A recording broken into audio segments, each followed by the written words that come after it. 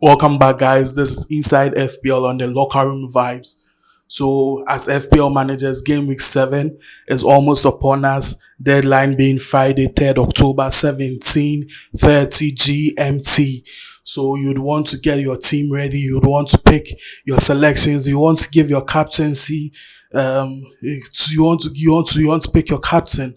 So, heading into Game Week 7, in this video, we'll give you an analysis of what to expect heading into Game Week 7, how the fixtures are looking, some players you could consider, others you should or you could avoid, who to captain. Are you still going to favor Haaland, coming from his excellent performance last game week?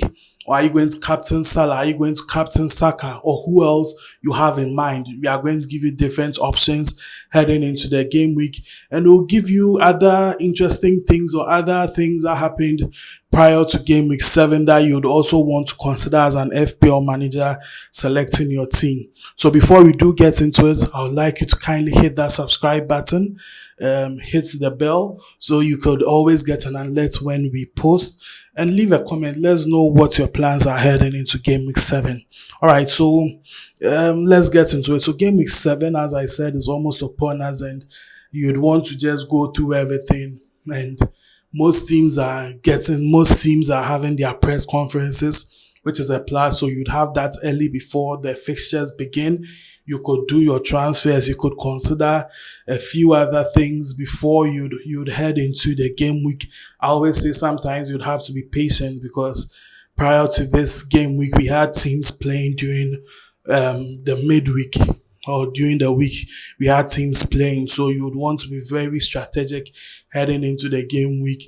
Anyone could pick up an injury, so you'd want to watch out for the press conference, get to see what the coaches are saying, their probable thoughts heading into the game week. And so far, we've had a few coming up.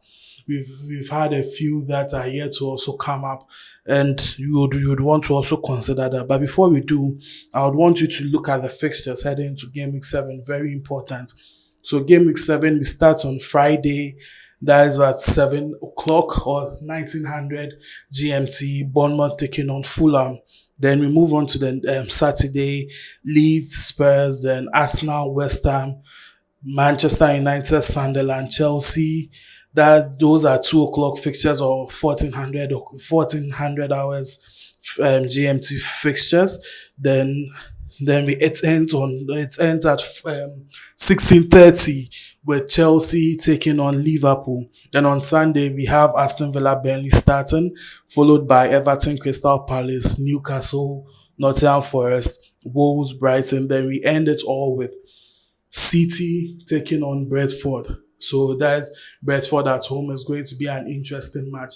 So all in all, this is how the fixtures are looking, and you want to also consider that after Game Week 7, we are going on an international break. So there's going to be a break for at least 2 weeks. So you'd also want to keep that in mind.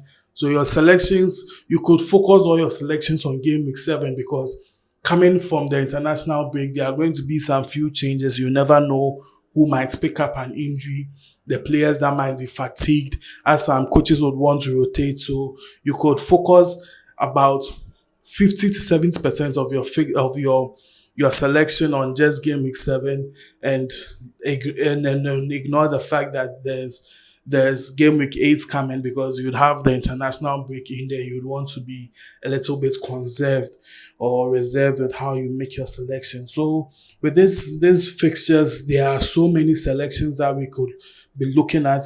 So after that, we would want to also go into the fixture difficulty rating. Very important. You'd want to see based on the analysis or how things are looking based on the fixtures. So Arsenal have a green, which based on the key is about 2, which is quite easy. So Aston Villa take on Burnley, a 2 as well. Bournemouth, a 3. Brentford taking on City, that is a red, I think a 4. Then Brighton, Wolves, we have a grey. Burnley, Aston Villa, red for Burnley as Aston Villa. So Aston Villa is a red for Burnley. We have Chelsea, Liverpool red. You have Everton taking on Crystal Palace. So it shows you could just go through, see how the fixtures are looking. So with just this, you could be looking at players from Wolves. You could be looking at players from Sunderland. You could be looking at players from Spurs. You could be looking at players from Newcastle, Manchester United, Manchester City, Leeds United, Fulham, Everton, Crystal Palace, and Brighton and Hove Albion, Bournemouth, Aston Villa, and West Ham United. So these are teams that have very good um, FDL, that is fixture difficulty ratings. It's very good, but so now we are narrowing our selection. So you have this done. You'd also want to look at, because there are some matches that even though the FDL is quite favorable, it could go either way. We have this Manchester United team that are still struggling here and there, taking on Sunderland. It could go either way. Then we have Leeds United, who have been very good this season so far. Like taking on Spurs, that too could be very tricky, or it could come in more goals. So that is also going to be an interesting fixture as well. So all in all, you look at it, you realize that it's good. Burnley taking on Aston Villa. Aston Villa are picking up form. They are winning. I think their last two games they've been able to win.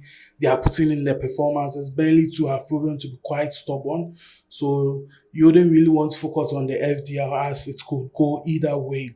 So let's look at the player stats. Very important. So the players in form, you have Haaland leading, you have Semenyo in the mix, you have Doku in the mix.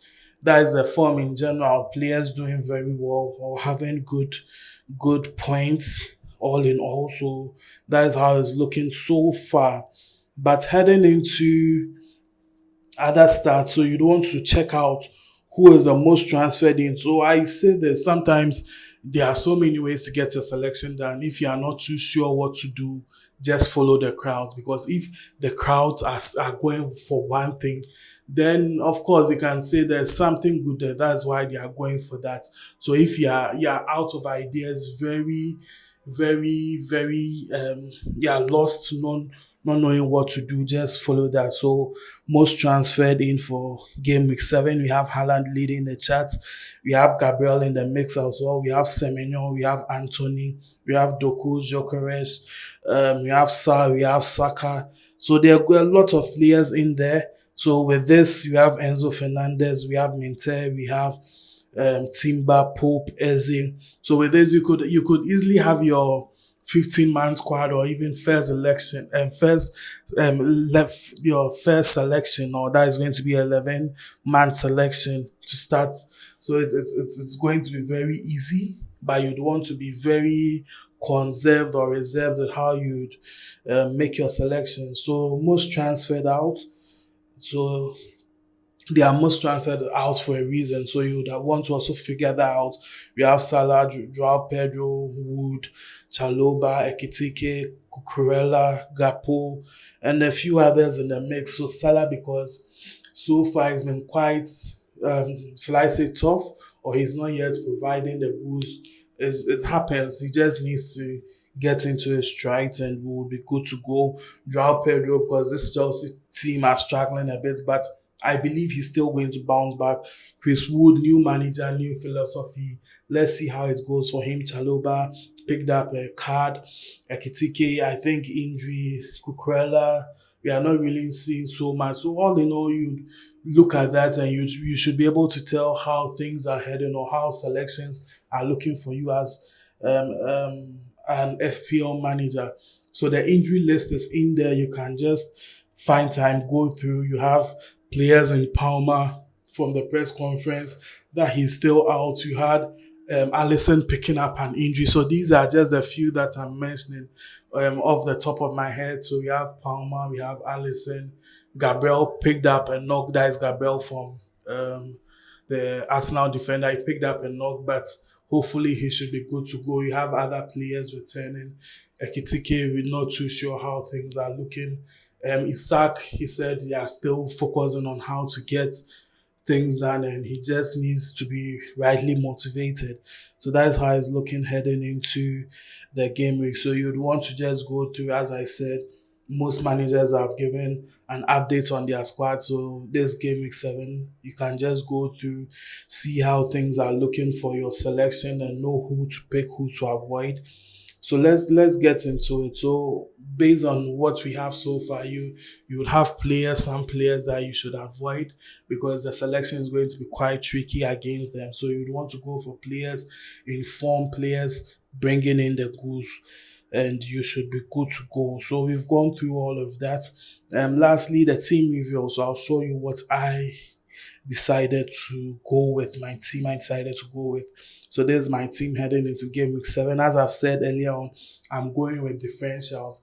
I'll go with a few players that almost everyone has, but I'm going to have a good number also being players that most people wouldn't consider. Irrespective, you still have someone selecting a player, but it's going to be on the down low, and that's what I'm focusing on. So there's my team heading into game week 7, focusing on a 5-4-5-1. So I have a forward on the bench. I have two forwards on the bench. Thiago last week delivered 13 points. I put him on the bench. This week I'm going to continue because I don't think he's going to provide so much against this Manchester City team. But who knows? This is the EPL, the most exciting league in the world. Anything could happen. You could expect anything to happen. So just fingers crossed and hope for the best. So I'm going with Gabriel Van de Ven. Others, we have Munez, we have Kudus, Semenyo, Grealish, Staj, Mohamed Salah, and Walter Made. So that's my team so far for the game week. I have Salah, even though everyone is taking him out, I still have him in the mix thereabouts. So this is how my team is looking heading into game week 7. And with the captaincy, we have Haaland topping the charts. Haaland topping the chart so far as they face this Brentford side, followed by, I think you have Joao Pedro in the mix there somewhere. You also have Saka in the mix. So all in all, you could look at these three players. I would personally want to rank them.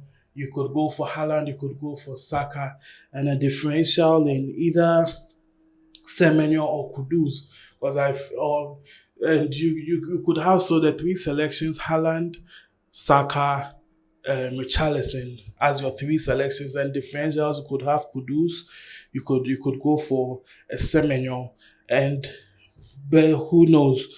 Also, you could also go in my selection, Walter made as a differential captaincy, and let's see how that goes as well. So all in all, this is how Game Week 7 is looking for me. We hope for the best, and I'll see you after. Kindly subscribe, like, let's